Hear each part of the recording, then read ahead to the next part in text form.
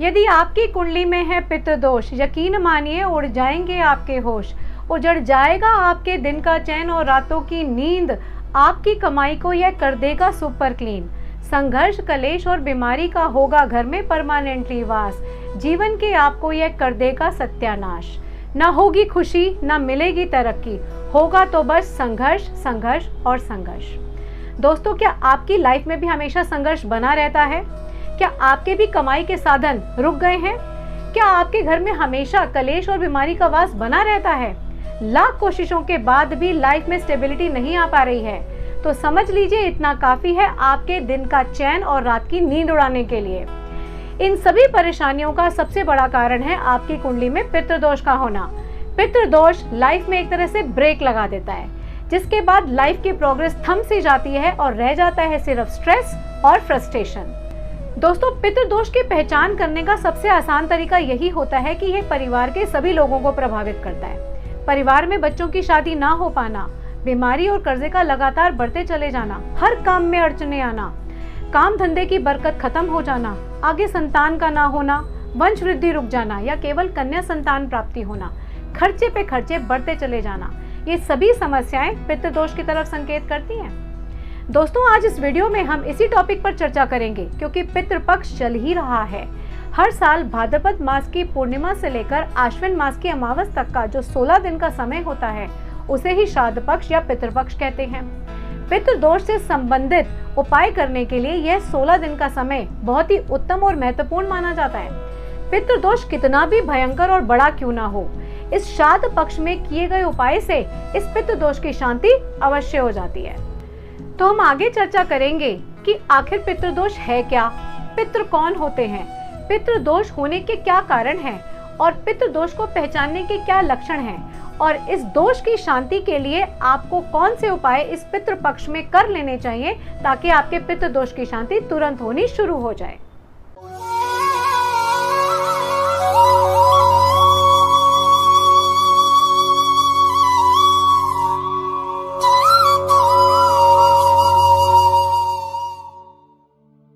नमस्कार दोस्तों, मेरा नाम है मोनिका कोचर। आप सभी का स्वागत है मेरे channel bring happiness to your life with astro Monika में।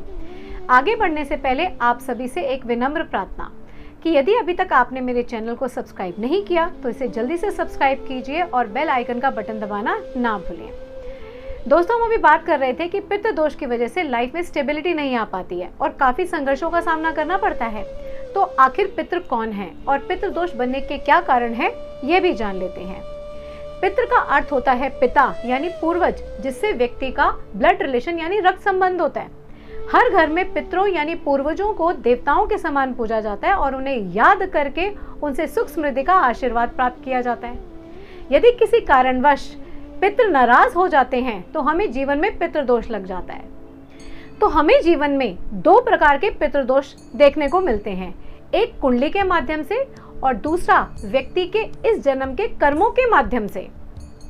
जब भी कुंडली में सूर्य राहु या चंद्रमा केतु या लग्नेश की राहु केतु के साथ युति होती है या शनि राहु और सूर्य शनि का योग होता है, तो यह योग पितृदोष की तरफ इशारा करता है।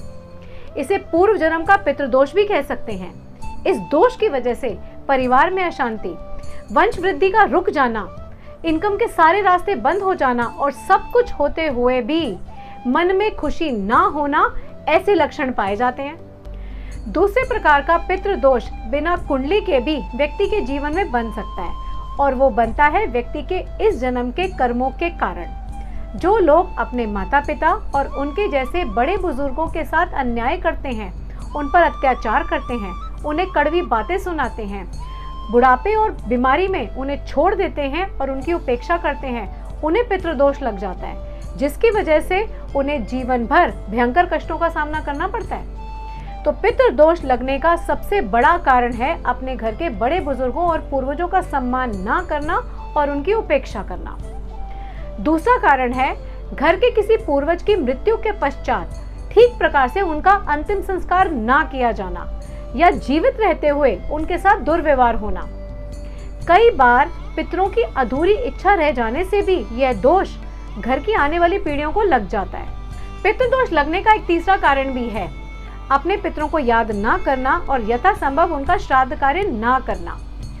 आजकल के मॉडर्न जमाने में युवा पीढ़ी ना तो इन बातों पर विश्वास करती है, ना ही उनका कोई श्रद्धा भाव अपने पितरों के प्रति होता है, जिसकी वजह से वो अपने पितरों के लिए श्राद्ध और तर्पण नहीं करते। ऐसी स्थिति में उनके पितृ असंतुष्ट रह जाते हैं और परिवार को कष्ट देने लगते हैं।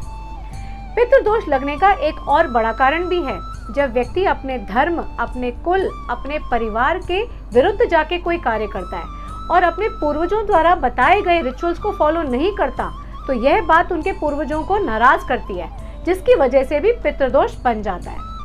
पितृदोष होने का एहसास व्यक्ति को तब होने लगता है जब कदम कदम पर लगातार उसको कष्टों और बाधाओं का सामना करना पड़ता है, जैसे परिवार में बने बनाए काम लास्ट मोमेंट पर आकर बिगड़ जाना, शुभ काम में हमेशा अड़चने आना, आमदनी का लगातार खत्म होते चले जाना, शादी के कई वर्षों के बाद भी घर में संतान का जन्म ना होना, खाने में अक्सर सर के बाल मिलना, नौकरी का बार बार छूट जाना।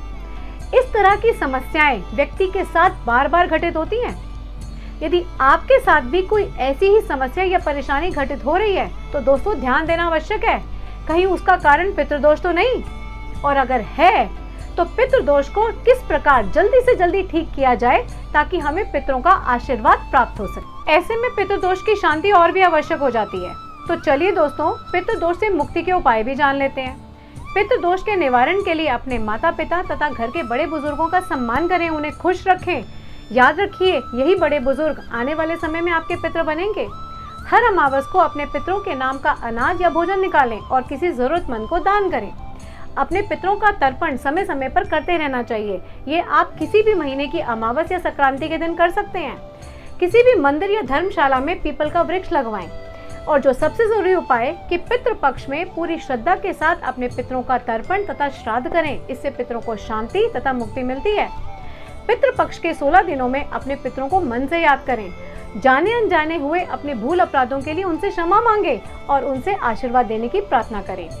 पितृ पक्ष में पितृ गायत्री मंत्र या गीता का पाठ करके यज्ञ करें और ब्राह्मणों को भोजन करवा के दक्षिणा दें। ये सभी उपाय पितृदोष से मुक्ति के अचूक उपाय हैं। इनसे न केवल पितृदोष की शांति होती है, बल्कि आपकी जिंदगी पहले से बेहतर मुकाम पे पहुंचती है। यह समझ लीजिए कि अपने पितरों से बढ़कर कोई मित्र या हितैषी नहीं हो सकता। यदि आपके पितृ प्रसन्न होंगे तो घर में सुख समृद्धि हमेशा बनी रहेगी। और यदि अब भी आपने अपने बड़े बुजुर्गों और पितरों का अपमान करना बंद नहीं किया तो यही दोष कदम कदम पर आपको परेशानी और संघर्ष देता रहेगा।